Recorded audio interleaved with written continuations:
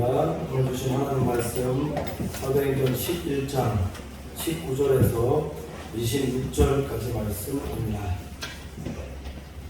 사도행전 11장 19절에서 26절 신화 207페이지 보시면 되겠습니다. 사도행전 11장 19절에서 26절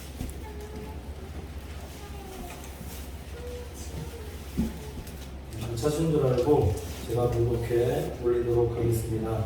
때에 스데반의 일로 일어난 반란을 인하여 흩어진 자들이 베니게와 구브로와 안디옥까지 이르러 도를 유대인에게만 전하는데 그 중에 구브로와 구레네 몇 사람이 안디옥에 이르러 헬라인에게도 말하여 주 예수를 전파하니 주의 손이 그들과 함께 하시매 또 다른 사람이 믿고 주께 돌아오더라. 예루살렘 교회가 이 사람들의 소문을 듣고 바나바를 안디옥까지 보내니 저가 이르러 하나님의 은혜를 보고 기뻐하여 모든 사람에게 굳은 마음으로 주께 붙어있으라 권하니 바나바는 착한 사람이요 성령과 믿음이 충만한 자라. 이에 큰 무리가 주께 더하더라.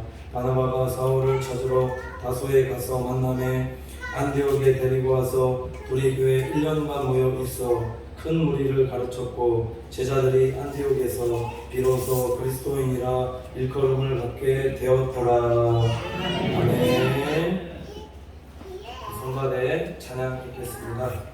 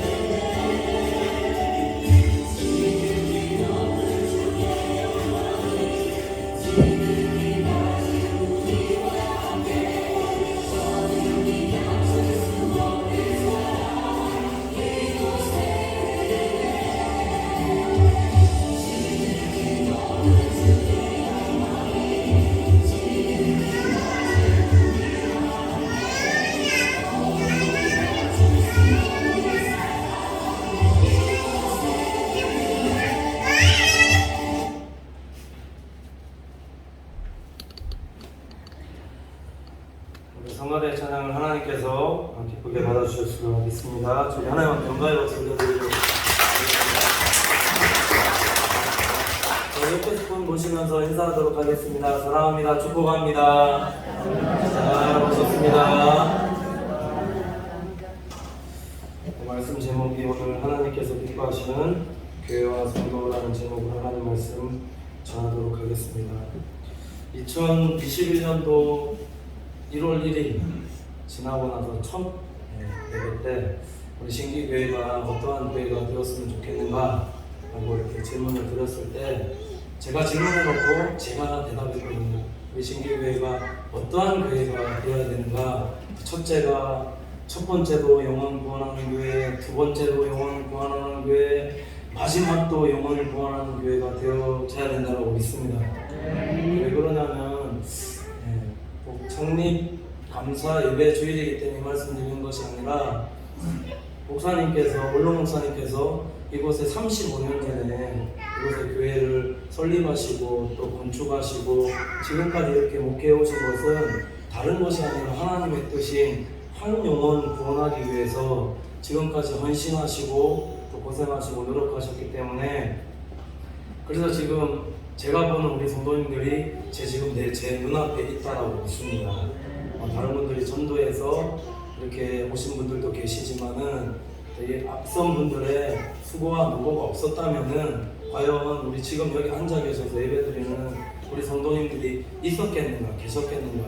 제가 신기교회에 와서 들었던 감동이 됐던 말이 저 스스로한테 감동이 되었던 말이 참 목사님께서 어렵고 힘드셨을 때 생계를 너구리 잡아서 이렇게 생계를 이어가셨다. 산속에서 지나다니는 너구리를 잡아서 원래 어렵고 힘든 교회는 보면은 노예에 등록하게끔 되면 노예에서 지원해주는 지원비가 있는데 그거 받지 않으시고 그거 받지 않고 이게 목회하기 굉장히 힘들거든요.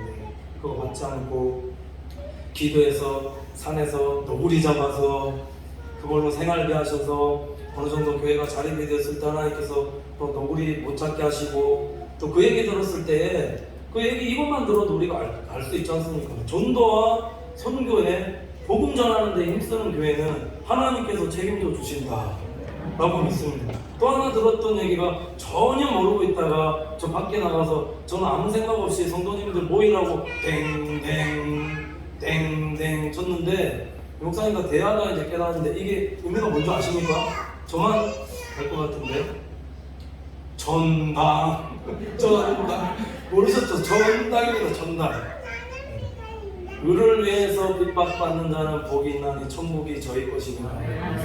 그래서 작년 35주년인데 이어받아서 우리 교회가 신기교회가 첫 번째도 영혼 구원하는 교회, 두 번째도 영혼 구원하는 교회, 마지막도 영혼 구원하는 교회 되어서 하나님을 기쁘시게 해드릴 수 있는 교회가 되어질 때에 하나님께서 그런 가정과 교회와 그런 성도들의 앞으로의 미래와 또 앞날을 책임져 주시라고 믿습니다. 이 교회가 왜 무너지느냐 보시면 교회가 왜 무너질까요? 요즘 무너지는 교회들이 많은데 무너지는 이유는 하나밖에 없습니다. 왜 무너지냐 여러 가지 이유들이 있지만 전도와 선교의 사명을 잃어버리기 때문입니다. 그게 가장 우선입니다.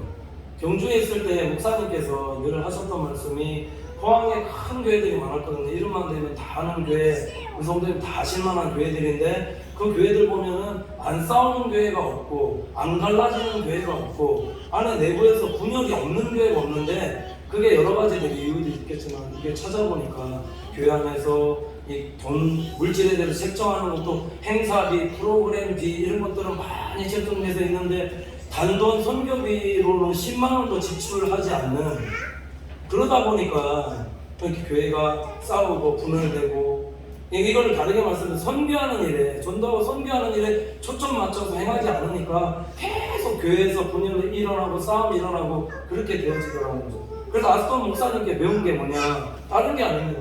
군선교 하시고 포항대 해병대 선교하시고 남들 안 하는 어렵다는 방송 선교하시고 남들 하지 않는 거 어렵다라는 거 그런 선교할 때에 하나님께서 그 가운데 하나님께서 축복하여 주신다는 겁니다. 오늘 말씀드리려는 핵심 요지가 그겁니다. 우리가 하나님 나라 일들 감당할 때 하나님의 뜻이 뭔가에 초점이 맞춰서 거기에 초점 맞춰서 하나님 나라 일들 감당하면은 그러면 귀하게 쓰임받는 겁니다. 귀하게 쓰임받는 사람은 물질로도 다른 어떤 것들로 하나님께서 다 채워주시는 믿음의 복 은혜가 있을 뿐만 아니라 자녀들도 잘 되고 형통하면 내 학교도 잘 되고 형통하고 하나님께 칭찬받고 사랑받는 이 땅에서도 사랑받고 죽어서도 사랑받고 칭찬받는 성도들이 될 수 있다는 것. 오늘 그런 교회가 우리 되시기를 간절히 축원합니다. 그래서 하나님께서 말씀 보시면은 왜 우리가 선교하는 것이 중요하느냐, 이 성경 말씀을 묵상하다 보면은 하나님의 온전한 뜻을 깨달을 수 있는데 하나님의 온전한 뜻이 뭐냐면 말씀 읽어보면 몰랐습니다. 하나님의 뜻은 유대인뿐만 아니라 이방인들에게까지도 복음이 전해지는 것을 소원하는 것이 그게 하나님의 뜻이다라는 것입니다. 예수님께서 부활하시고 승천하실 때 약속하신 것을 기다리라고 말씀하시고 그 약속하신 것을 기다리며 전혀 기도에 힘쓴 120명의 문도에게 그 약속하신 성령을 부어주시고 그래서 오직 성령이 너에게 임하시면 너희가 권능을 받고 예루살렘과 온 유대와 사마리아 땅끝까지 이르러 내 증인이 되리라 하시니라. 이 약속하신 성령이 임했다라는 것이며 성령이 임한 증거의 열매로 나타난 것이 뭐냐? 뭘까요? 그것이 예수님께서 피 흘려 세우신 교회다라는 거예요. 굉장히 의미가 있습니다. 왜 의미가 있냐면 하나님께서 구약 성경을 보시면 유대인들의 성전이 있습니다. 유대인들의 성전이 있는데 그 성전을 하나님께서 다 무너뜨리셨는데 왜 무너뜨리셨느냐? 유대인들은 우리만의 하나님, 나만의 하나님이라고 고백을 했고 만민의 기도하는 집이 아니라 이방인들은 아예 출입조차 할 수 없는 그런 성전으로 만들었다는 거죠. 그래서 하나님께서 성전을 무너뜨리셨는데 그래서 솔로몬 성전이 있었는데 솔로몬 성전 무너뜨리시고 수르바벨 성전 보로기 이후에 수르바벨 성전이 있을 때 수르바벨 성전 무너뜨리시고 그 다음 예루살렘 성전 세웠는데 예루살렘 성전도 AD 70년경에 로마 장군 티투스에 의해서 돌 위에 돌 하나도 남기지 않고 하나님께서 다 무너뜨리셨다는 거예요. 왜 무너뜨리셨느냐? 말씀드렸듯이 나만의 하나님, 우리만의 하나님, 하나님께서는 전혀 모르고 그렇게 살았기 때문에 그래서 예수님께서 그것을 허물어뜨리시고 그 다음 세우신 것이 뭐냐? 예수님께서 몸짓고 피 흘려 세우신 교회라는 겁니다. 교회가 어떻게 세워졌느냐? 이 신앙 고백 위에 세워진 것인데 그래서 마태복음 16장 16절 말씀에 보면은 너희는 나를 누구라 하느냐? 시몬 베드로가 대답하여 가로되 주는 그리스도시요 살아계신 하나님의 아들이시니이다. 이 신앙 고백 이후에 마태복음 16장 17절에서 19절까지 말씀 보면은 이렇게 말씀하고 있습니다. 예수께서 대답하여 가라사대 바요나 시몬아 내가 복이 있도다. 이를 알게 한 이는 혈육이 아니요 하늘에 계신 내 아버지시니라. 또 내가 내게 이르노니 너는 베드로라. 내가 이 반석 위에 내 교회를 세우리니 음부의 권세가 이기지 못하리라. 이렇게 말씀하셨는데 이 약속의 말씀을 주셨는데 제가 신기교회에 부임하기 전에도 하나님께서 이 교회에 오시기 전에 저에게 주셨던 말씀이 이 말씀입니다. 또 내가 내게 이르노니 너는 베드로라. 내가 이 반석 위에 내 교회를 세우리니. 요거는 이게 현수막 제작하는 곳에 보니까 요 말씀이 있어서 요거 선택해서 이렇게 했거든요. 나의 교회를 세우겠다 해서 이 나의 교회가 어떤 교회인지 여기 오고 나서도 계속 기도하는 사람이 도대체 내 교회를 세운다 말씀하셨는데 도대체 어느 교회를 세우실 겁니까? 기도하면서 묻지 않았겠습니까? 어떤 교회입니까? 보여주세요. 환상으로 보여주시든지 뭔가 봐야 계속 기도하다가 사도행전 강의 설교하면서 지금 새벽에 사도행전 하고 있거든요. 깨닫게 하여 주신 것이 어떤 교회라는 것을 깨닫게 하셨습니다. 그게 어떤 교회냐? 뒤에 말씀드릴 겁니다. 그래서 내가 천국 열쇠를 내게 주리니 내가 땅에서 뭐든지 매면 하늘에서도 매일 것이요 내가 땅에서 무엇인지 풀면 하늘에서 풀리리라 하시고 이렇게 말씀하셨는데 왜 베드로가 신앙 고백을 한 이후에도 3번이나 예수님을 모른다라고 부인하였을까요? 결단했잖아요.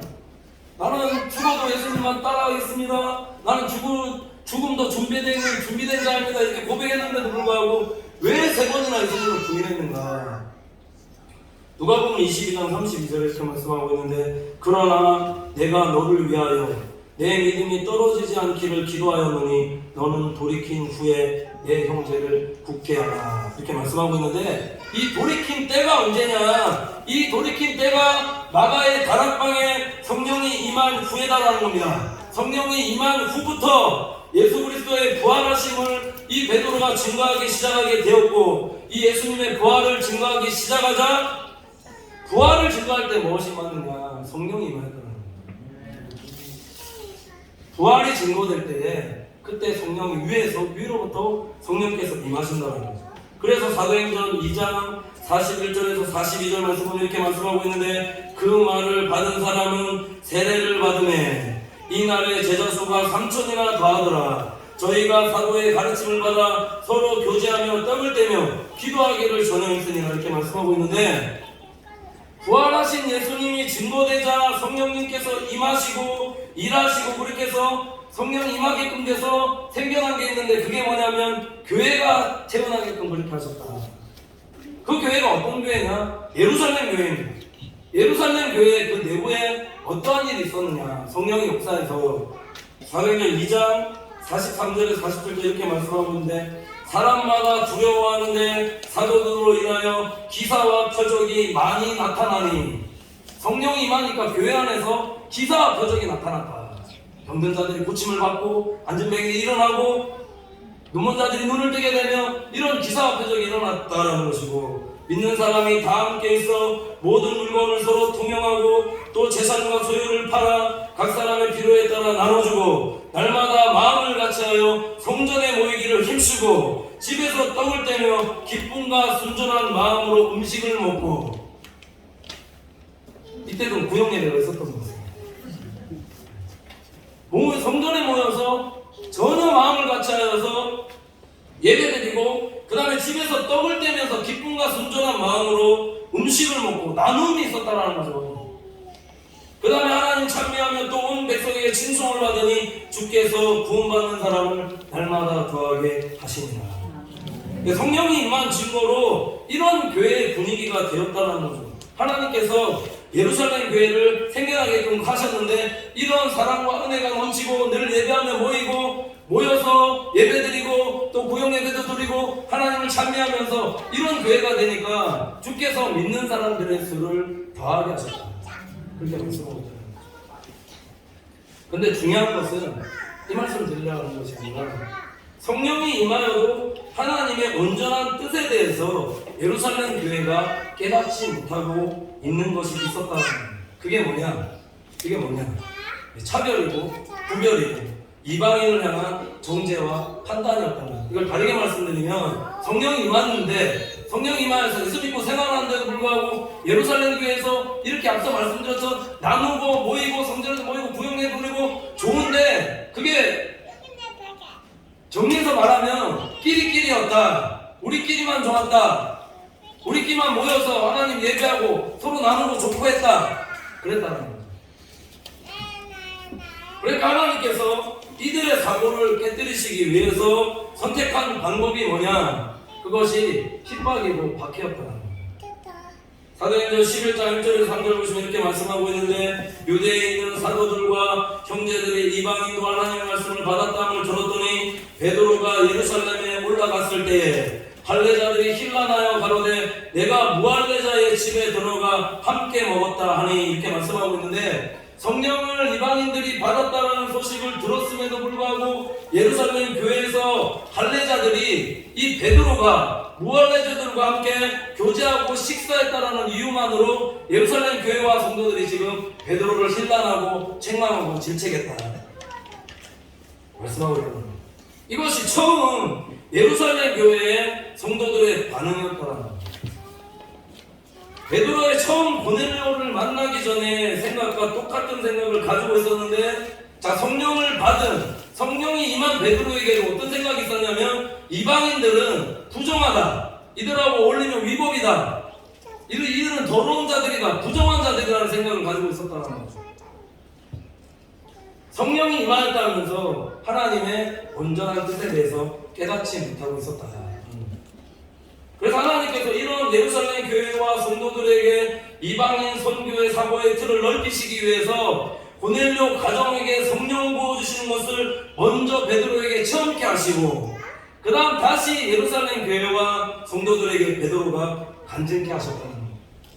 자, 그 말씀에 사도행전 11장 4절에서 8절 말씀이 나오는데 읽어보면 이렇습니다. 베드로가 저희에게 이 일을 차례로 설명하여 가로되 내가 요빠 성에서 기도할 때에 비몽사몽간의 환상을 보니 큰 보자기 같은 그릇을 내 귀에 매어 하늘로부터 내려 내 앞까지 들이거늘 이것을 주목하여 보니 땅에 네 발 가진 것과 들짐승과 기는 것과 공중에 나는 것이 보이더라. 또 들으니 소리 있어 내게 이르되 베드로야 일어나 잡아먹으라 하거늘 내가 가로되 주여 그럴 수 없나이다. 속되거나 깨끗하지 아니한 물건은 언제든지 내 입에 들어간 일이 없나이다 하니 이렇게 말씀하고 있는데, 지금 여기 지금 짐승에 대한 부정한 짐승에 대한 얘기를 하고 있는데, 왜 지금 한성을 통해서 부정한 짐승에 대한 예를 들고 있느냐? 이게 이방인들을 향한 하나님의 계획이고 하나님의 사랑이라는 거죠. 부정하다 생각한 것은 율법에서 먹지 않았듯이 이방인들도 부정하다 생각해서 이방인들에게 복음전을 하려 하지 않았다라는 겁니다. 그러니까 하나님께서 뭐라 말씀하시냐면, 요 얘기하니까 하나님이 깨끗하게 하신 것을 네가 속되다 말라 하더라 이렇게 말씀하고 있다는 거죠. 하나님이 먹으랬다는 거죠. 이방인들에게 복음을 전해라 하나님께서 명령하시고 말씀하셨다는 거죠. 베드로에게 보여주신 환상의 의미는 하나님의 뜻을 깨닫게 하시기 위해서 하나님께서 베드로에게 환상을 보여주시고 하나님의 음성 두시고 만남을 허락하여 주셨는데, 오늘 이렇게 이방인들을 속되다 더럽다 생각했던 이방인들을 향한 생각이 이 환상을 통해서 고넬료와의 만남을 통해서 하나님께서 완전히 변화되어지게끔 베드로의 생각을 바꾸셨으며, 베드로가 그래서 이 생각이 바뀐 것을 가지고 예루살렘 교회와 성도들 앞에서 간증하였을 때에, 그래서 이 예루살렘 교회와 성도들의 사고도 완전히 변화되어지게끔 하나님의 온전한 뜻에 따라서 행할 수 있는 교회로서 완전히 변화되었음에 대해서 말씀하고 있다는 겁니다. 우리가 생각이 변화되는 것, 이게 얼마나 큰 하나님의 은혜인 줄 아십니까? 뒤에 말씀드릴 거지만 우리에게 가장 생각이 변화되어야 될 것이 무엇이냐? 그게 차별에 대한 생각, 구별에 대한 생각입니다. 지역적인 것으로 말씀드리면 우리 안에 텃세가 있거든요. 우리도 모르는. 좀 이런 얘기 좀 드리기 좀 그런데, 저희 지금 둘째 애가 여기 온 지 지금 9개월이 됐는데, 그 목사님 자녀 왔었는데 온지 9개월밖에 안 됐는데 텃세를 부리는 거야. 의자에 이렇게 놓고 앉지 말라고. 우리 안에 이런 그런 내부 안에 그런 게 있다라는 거. 또 하나는 뭐냐면, 신앙생활을 오래 하시면 우리 안에 형성되는 게 있는데 율법적인 틀입니다. 율법적인 틀이라는 것은 과반수가 돼서, 뒤에 말씀드릴 거지만 율법이라는 것은 우리에게 잣대를 들여야 되는 거예요. 내가 하나님 앞에 잘못하고 있구나, 잘못 살고 있구나, 자꾸 나한테 잣대를 대고, 그래서 하나님 앞에 바로 살려고 해야 되는데, 내 눈에 들보는 못 보고 자꾸 다른 사람 이거 잘못하네 저거 아니네 지적만 판단하면 그런 게 형성되어 있다는 거예요. 이 사고의 틀이 성령이 임하는도 지금 깨어지지 않고 있다는 거예요. 이거 왜 그러나? 어떻게 바뀌어지게끔 되는가? 그래서 사도행전 11장 12절 보시면, 성령이 내게 명하사 안무시 말고 함께 하라 하시매 이 여섯 형제도 나와 함께 가서 그 사람의 집에 들어가니 그가 우리에게 말하기를 천사가 내 집에 서서 말하되 내가 사람을 요빠에 보내어 베드로라 하는 시몬을 청하라. 그가 너와 내 온 집에 구원을 얻을 말씀을 내게 이르리라 함을 보았도다 하는. 내가 이 말을 시작할 때 성령이 저희에게 임하시기를 처음 우리에게 하신 것과 같이 하는 것을 이렇게 말씀하고 있습니다. 부활하신 예수님에 대해서 말씀을 증거할 때에 성령이 임하는 증거를 직접 베드로에게 눈에 목도하게끔 그렇게 하셨는데, 중요한 것은 성령님께서 베드로에게 무엇을 깨닫게끔 하셨느냐는 거예요. 이게 중요하다는 거예요.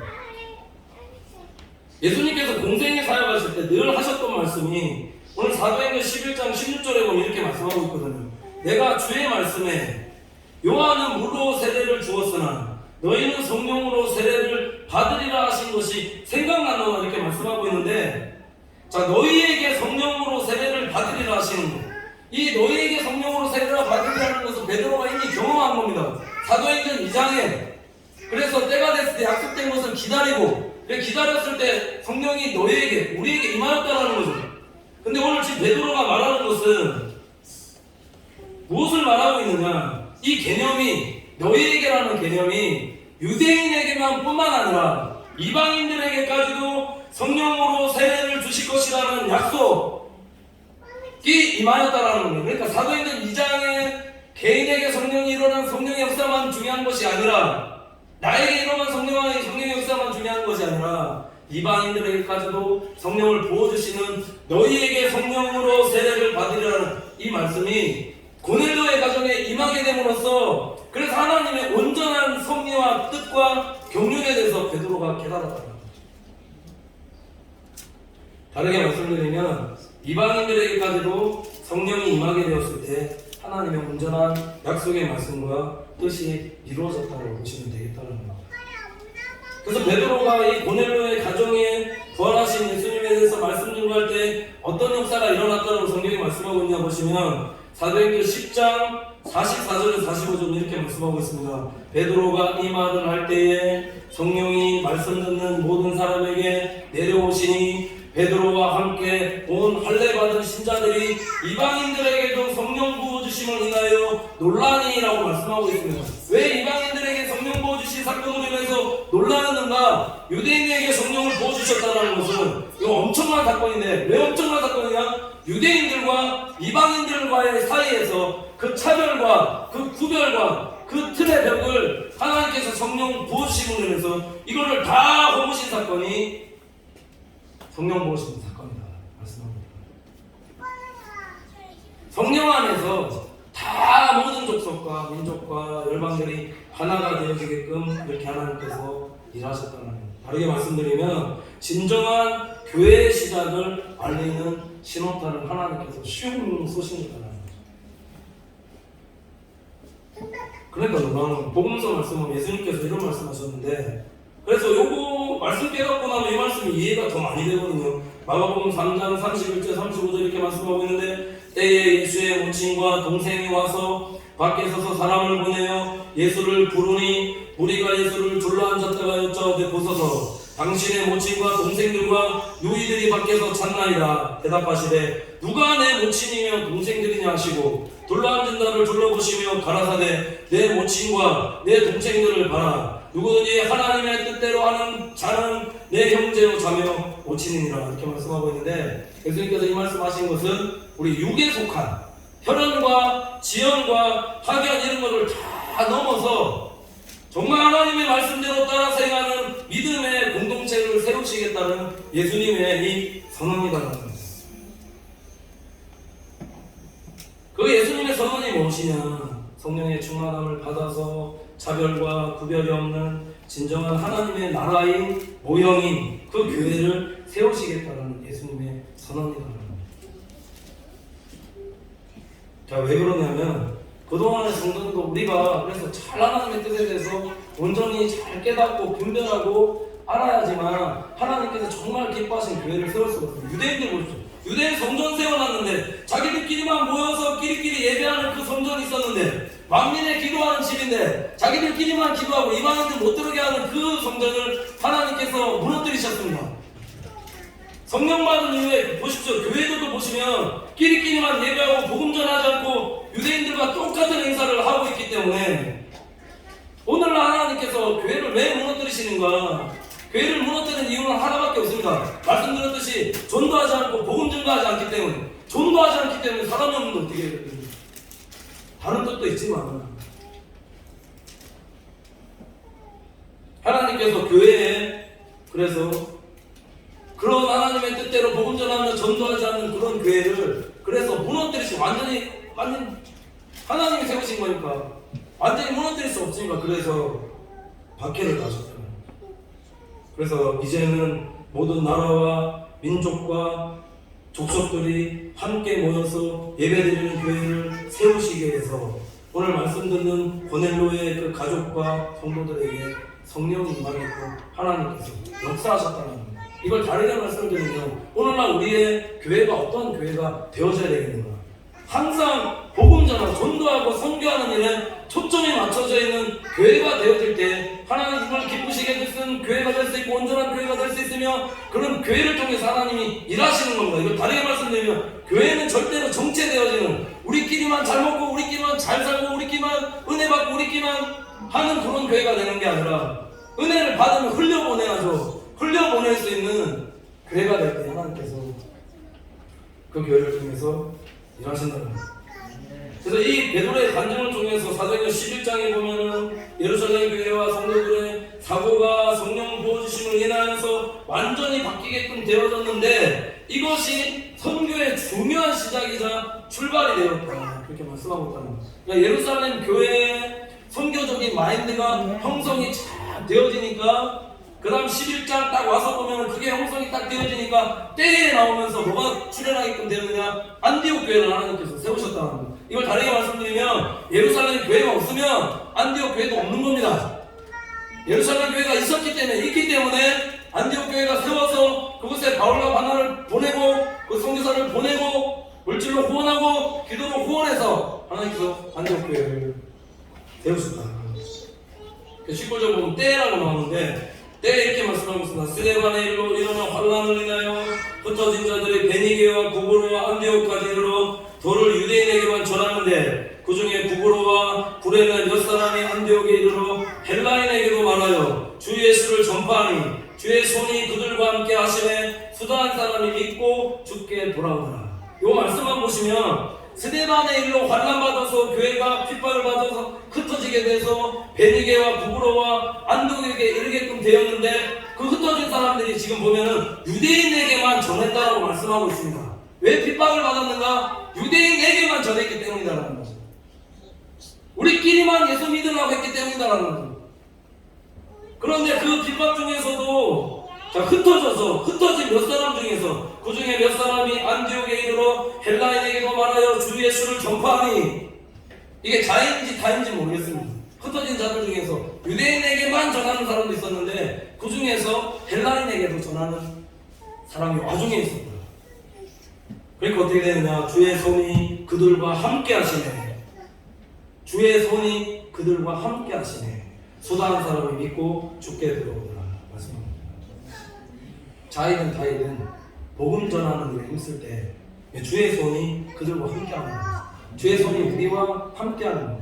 그게 자이든 타이든 내가 알고 하든 모르고 하든 하나님의 뜻이 어딘지 모를 때도 모르는 가운데도 그냥 했는데 주의 손이 함께하는 겁니다. 왜냐면 하나님의 뜻은 헬라인에게 이방인들에게 복음을 전하는 것이니까. 그게 모르고 그냥 도망치다가 복음 전했는데 헬라인에게 전했는데 주의 손이 함께했다. 이런 의미가 될 수 있다. 오늘 말씀을 통해서 우리가 분명히 깨달아야 할 것은 하나님의 뜻대로 행하지 않으면 하나님께서 흩으신다는 것이고 하나님의 뜻을 깨닫고 복음 전하는 일에 힘쓸 때 하나님의 손이 우리와 함께 하신다고 있습니다. 그래서 보시면은 수다한 사람이 믿고 죽게 돌아오더라. 이 돌아온 사람이 어떤 사람이었느냐? 헬라인이었다라는 거죠. 다르게 말씀드리면 하나님은 헬라인도 구원받기를 소원하고 계셨다는 겁니다. 그러니까 예루살렘 교회에 박해를 가하셨고 그래서 그 중에 몇 사람이 안디옥에 가서 헬라인에게도 복음을 전하게끔 그렇게 성령님께서 일하셨다는 겁니다. 이걸 다르게 말씀드리면 교회에 박해를 가하신 교회를 너무나 사랑하시는데 그렇게까지라도 해서 복음을 전하려 하시는 하나님의 마음을 좀 아셔야 된다는 겁니다. 교회 하나님께서 예수님께서 피 흘려 세우셨는데 피 흘려 세우신 교회에 박해를 가하신다는 게 말이 안 되지 않습니까? 그럼에도 불구하고 교회가 너무 복음 전하지 않고 너무 하나님의 뜻대로 살지 않으니까 하나님 박해에 가하셔서 이렇게라도 하더라도 복음 전하게 하시려는 하나님의 마음을 우리가 깨달아야 된다. 중요한 사실은 이런 이방인을 향한 선교적 마인드가 예루살렘 교회에 형성이 되었을 때 하나님께 안디옥에 파송한 사람이 누구였느냐 그렇게 보면 베드로가 아닙니다. 베드로가 아니라 누구를 파송했느냐? 바나바와 사울을 하나님께서 그 안디옥 교회에 파송하셨다는 거죠. 이걸 다르게 말씀드리면 하나님은 오늘날도 택한 사람을 통해서 일하신다라는 것, 꼭 맞는 사람을 선택하시고 그 사람에게 사명을 감당하게끔 그렇게 하신다. 그런 일들을 감당할 사람을 준비하시고 때가 되었을 때 하나님께서 그 사람을 세우시고 그 사람을 통해서 일하신다 말씀하거든요. 그러니까 하나님의 뜻에 대해서 우리가 알고 하나님의 뜻에 대해서 우리가 맞춰야지만 이 하나님의 때에 우리가 쓰임받을 수 있는 사람이 되어질 수 있다는 거죠. 그래서 24절, 22절에서 24절 보면 예루살렘 교회가 이 사람들의 소문을 듣고 바나바를 안디옥까지 보내니 저가 이르러 하나님의 은혜를 보고 기뻐하며 모든 사람에게 굳은 마음으로 주께 붙어있으라 권하니 바나바는 착한 사람이요 성령과 믿음이 충만한 자라. 이에 큰 무리가 주께 더하라. 이렇게 말씀하고 있습니다. 예루살렘 교회에서는 하나님께서 어떻게 일하셨는가, 성령님께서 어떻게 일하셨는가 보면 이방인들을 향한 선교적 마음이 형성되었을 그때에 헬라인도 믿고 주께 돌아온다는 소문이 예루살렘에 들리게끔 그렇게 하셔서 때에 맞게끔 바나바를 준비하셔서 바나바를 안디옥으로 보내셨다는 거예요. 그럼 왜 바나바를 사용하셨는가? 12 제자들의 마음속에는 아직 이방인들을 향한 이 사고의 틀이 깨어져 있지 않았기 때문에 이방인들을 향한, 이방인 선교를 향한 이 자신들의 유대인의 이 사고의 틀이 깨어지지 않았기 때문에 그래서 그것이 깨어진 잘 존재할 수 있는 바나바를 안디옥으로 파송했다는 거예요. 사도 바울이 은혜 받았을 때 12제자들은 무서워서 사도 바울하고 이 교제하지 않으라고 그렇게 했는데, 근데 이 바나바만이 중재자선, 이가 어떻게 만났고 어떻게 은혜 받았고 어떻게 변화돼서 어떻게 복음 전했고 중재해서 그렇게 사도 바울에서 변화했던 사람을 안디옥으로 보냈다. 성령님께서 또 어떻게 일하셨는가? 25절 26절 말씀은 이렇게 말씀하고 있는데 바나바가 사울을 찾으러 다소에 가서 만남에 안디옥에 데리고 와서 둘이 교회에 1년간 모여있어 큰 무리를 가르쳤고 제자들이 안디옥에서 비로소 그리스도인이라 일컬음을 받게 되었구나. 이렇게 말씀하고 있습니다. 제가 신학교 다니면서 요 본문 매번 읽을 때마다 어떻게 해서 바나바와 사도 바울이 어떻게 해서 안디옥 교회에서 가르쳤을 때 어떻게 해서 이 비로소 그리스도인이라 일컬음을 받게 되었을까? 이게 하나밖에 안 나오거든요. 비로소 그리스도인이라 일컬음을 받았다라는 하나밖에 안 나오는데, 그래서 이거 궁금해서 로마서도 막 제 나름대로 연구하고 일본 가서 이걸로 이제 논문 쓰려고 이렇게 갔는데, 중요한 건 이건 사도행전이 여기서 강해석이 하다가 어떻게 가르쳤는지 여기서 깨닫게 되더라. 그러니까 외국 안 가도 두 가지인데 말씀드렸듯이 아주 쉬운 건데도 성령님 가르쳐 주시면, 그죠? 성령님 가르쳐 주시면 깨닫게 좀 알게 되는데 성령님 안 가르쳐 주니까 가서 책 보고 막 연구하고 그러면서 계속 모르고 있다 이제 깨닫게 주셨는데, 그게 뭐냐면 말씀드렸듯이 차별과 구별이 없는 교회를 세웠기 때문이다. 바나바가 어떤 사람이냐면 성령과 믿음이 충만한 사람, 착하고 성령과 믿음이 충만한 사람이 살아야겠다고 생각해 보십시오. 그 사람이 차별하는 사람, 구별하는 사람이었겠느냐. 또 하나는 율법적인 틀이 없었다는, 그게 뭐냐면 나 안에 율법적인 정죄를 가지고 네가 어떻네 칼질하는데 지적하고 판단하고 다 이랬는데 사도 바울을 왜 불렀겠습니까? 사도 바울을 불렀을 때 사람들 판단하고 정죄했을까요? 내가 죄인 중에 개수인데, 내가 하나님 앞에 그렇게 은혜 받은 사람인데, 이 둘이 연합돼서 합작해서 만든 교회가 안디옥 교회고, 오늘 새벽에 전했는데 여기까지 하고 끝내려고 했는데 더 은혜 받은 게, 그래서 안디옥 교회 잘해서 1년간 가르치고 그리스도의 일컬음 받고 부흥하고 성장해서 잘 되어졌는데 갑자기 예루살렘 교회 아가보라는 사람이 글라디오 때에 성령이 임하여서 예언하는데 글라디오 때 흉년이 있을 거다 예언했는데 예루살렘 교회 4년 동안에, 자그마치 4년 동안에 흉년이 있게끔 됐는데, 그래서 성도와 교회가 엄청나게 어려움 당할 때에 이 바나바와 사울이 안디옥 교회에서 부조를 보내서 예루살렘 교회를 도와서, 이게 성령의 역사다. 그래서 우리가 복음에 초점을 맞춰주고 교회는 교회와 성도는 전도와 선교를 위해서 교회를 세우고 선교사를 파송하고, 그렇게 하면 때가 되면 하나님께서 우리가 어려움 당할 수도 있잖아요. 이 교회를 통해서 우리에게 또 도움받게 하는, 도움받으라고 하는 거 아니지만 도움받을 수 있게끔 그렇게 역사하신다는 거죠. 또 우리가 성교비 보내는 것도 왜 중요하냐? 정말 성교비 성교하시는 곳에 보내게 되면 교회를 위해서, 우리 교회를 위해서 기도해 주시기 때문에 이거 경주에서 경험한 겁니다.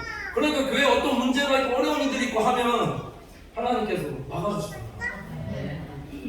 교회가 부흥하고 성장하는 순간에서 어떤 교회가 되어야 되느냐, 예수님께서도 공생의 사역하시면서 이런 말씀하셨는데 마태복음 9장 13절 이렇게 말씀하고 있습니다. 너희는 가서 내가 긍휼을 원하고 제사를 원치 아니하노라 하시듯이 무엇인지 배우라. 내가 의인을 부르러 온 것이 아니요 죄인을 부르러 왔노라 하시니라. 자칫 의롭다 말하는 유대인들이 차별하는 이 세리와 죄인들과 가난한 자와 소외된 자들을 차별 구별하지 않으시고 그들을 사람으로 대접하고 대우하셨다는 거죠. 우리 교회가 어떤 교회가 되어져야 되느냐?